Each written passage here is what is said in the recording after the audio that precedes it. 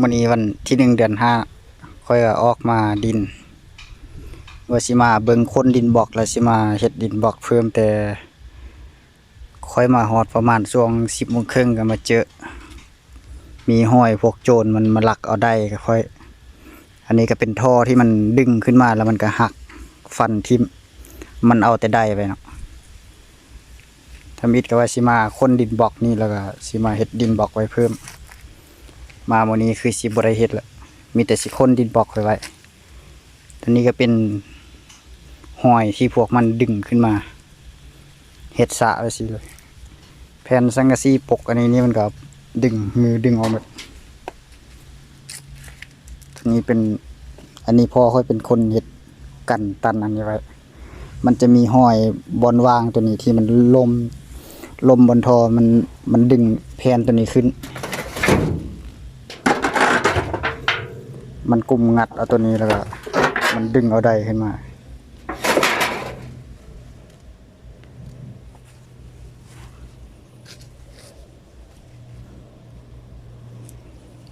บ่ฮู้ว่ามันเอาไปมือได้มื้อนี้ก็เป็นวันพฤหัสวันที่1 เดือน 5ตอนแรกวันอังคารค่อยยังมาหดน้ำดินบล็อกมาอันนี้อยู่ก็ยังบ่ทันได้เห็นสระคิดว่ามันน่าจะเอาตอนแรกวันอังคารถามคนก็จะอยู่แถวนี้ก็บ่ได้ยินเสียงว่ามื้อวานนี้เป็นวันพุธบ่ตอนคืนวันอังคารกับตอนคืนวันพุธนี่แหละมื้อนี้ค่อยก็สิมาคนดินบล็อกไว้ๆแล้วก็สิมาเบิ่งเมียนท่อที่พวกโจรมันดึงขึ้นมานี่ค่อยสิเอามาคนจัดไว้ค่อยสิเอาไว้ต่อไปใส่ไว้หดน้ำเครื่องปลูกก็สิได้เก็บเงินมาไปซื้อท่อซื้อใดติม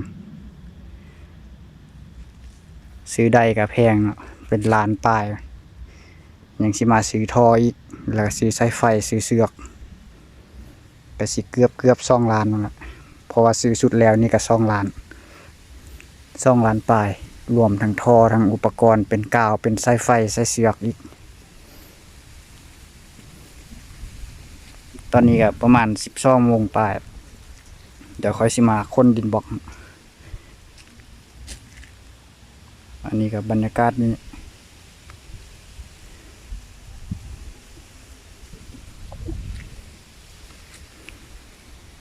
อยากฮู้ผู้ที่มันมาลักเอาสิได้สั่งสอนมันจากบาทอันนี้เฮาบ่ฮู้โตว่าผู้ใดมาเอาก็เลยเฮ็ดหยังเข้าบ่ได้บ่มีกองบ่มีหยังเบิ่งเลยอยู่เขตนี้ก็บ่มีคนมาอยู่เด้อ